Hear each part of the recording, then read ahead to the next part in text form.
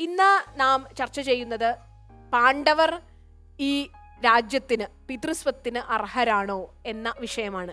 ഈ വിഷയത്തെക്കുറിച്ച് സ്വാമിജിയുടെ അഭിപ്രായങ്ങളിലൂടെ നമുക്ക് ആരംഭിക്കാം. സ്വത്തിന് എല്ലാവർക്കും അവകാശമുണ്ട്, അത് പൊതുവാണ്. ഇവിടെ ഭരണാവകാശമാണ് പ്രധാനം. മക്കൾ എന്നുള്ള നിലയ്ക്ക് പാണ്ഡവന്മാർക്കും കൗരവന്മാർക്കും ഒരേപോലെ ഈ സ്വത്തിന് അവകാശമുള്ളതാണ്. രാജ്യത്ത് താമസിക്കാൻ എല്ലാവർക്കും ഒരേപോലെ അവകാശമുണ്ട്, ഇത് എല്ലാവരുടെയാണ്.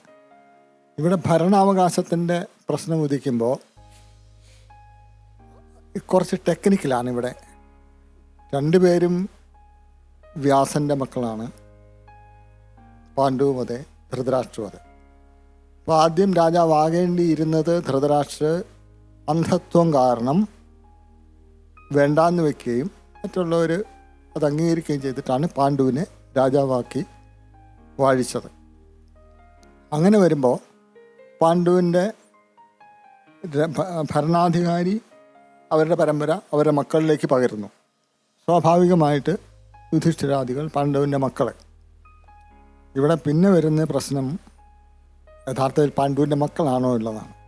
അതാണ് ടെക്നിക്കലായിട്ടുള്ള പ്രോബ്ലം.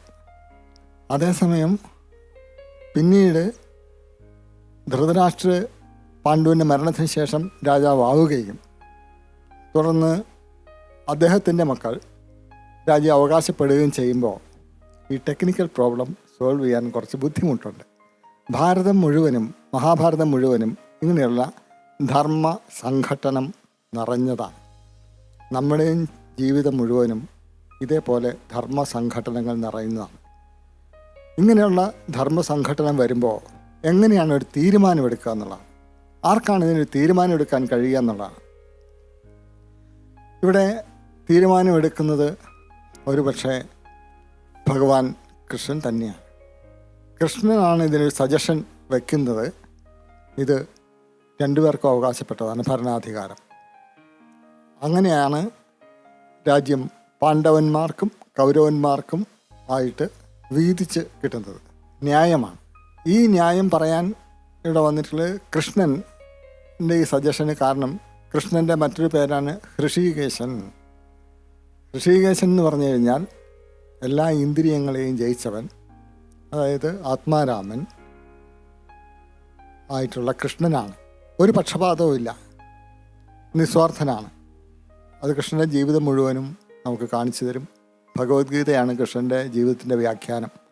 അത് പഠിക്കുന്നവർക്കറിയാം. അപ്പോൾ അങ്ങനെയുള്ള ഒരു കൃഷ്ണൻ ഇങ്ങനെയൊരു സജഷൻ വെച്ചപ്പോൾ രണ്ടുപേർക്കും അവകാശപ്പെട്ട മാതിരി ഇത് പകുത്തു കൊടുക്കുന്നു. രണ്ടുപേരും അവരുടെ കഴിവ് തെളിയിക്കുന്നു. അപ്പോൾ ഒരാൾക്ക് കൗരവർക്ക് ഇവർക്ക് അത്രയും ഉണ്ടാകുന്ന അസൂയ സ്വാഭാവികമായിട്ടുണ്ടാവുന്നു. അപ്പോൾ അവർ ജീവിച്ചിരിക്കുമ്പോൾ നമുക്കൊരു പ്രസക്തി ഇല്ലാണ്ടാവുന്നുള്ളതാണ് ഒരു വിഷമം. ഇപ്പം ഇന്നും ഇതൊക്കെ തന്നെയാണ്. രാഷ്ട്രീയമായിട്ട് മറ്റുള്ളവർ നന്നായിട്ട് ഭരിച്ചാൽ നമുക്ക് ക്ഷീണമാണ്. അതുകൊണ്ട് എങ്ങനെയെങ്കിലുമൊക്കെ പ്രശ്നങ്ങൾ ഉണ്ടാക്കിയിട്ട് അതിന് സൊല്യൂഷൻ കണ്ടെത്തുന്നതാണ് ഇന്നത്തെ ഒരു രീതി. പ്രശ്നങ്ങളൊന്നും ഇല്ലെങ്കിൽ എന്തെങ്കിലും ഒരു പ്രശ്നം ഉണ്ടാക്കുക, എന്നിട്ട് അതിന് പരിഹാരം കാണുക എന്നുള്ളതാണ്. ഇതേ തന്ത്രമാണ് ഈ കൗരവർ ഉപയോഗിച്ചത്. പ്രശ്നങ്ങളില്ലെങ്കിൽ എന്തെങ്കിലും പ്രശ്നം ഉണ്ടാക്കിയിട്ട് പിന്നെ ഒരു സൊല്യൂഷൻ ഉണ്ടാവുക, ആധിപത്യം സ്ഥാപിക്കുക എന്നുള്ളതാണ്. ഇതെല്ലാ കാലത്തും എന്നും ഒരേപോലെയാണ് നടന്നിട്ടുള്ളത്. അന്നും അതെ, ഇന്നും അതെ. ഇതിന് മാറ്റമൊന്നും ഉണ്ടാവും തോന്നുന്നില്ല. ആധിപത്യം സ്ഥാപിക്കാനുള്ള മനുഷ്യൻ്റെ വ്യഗ്രത.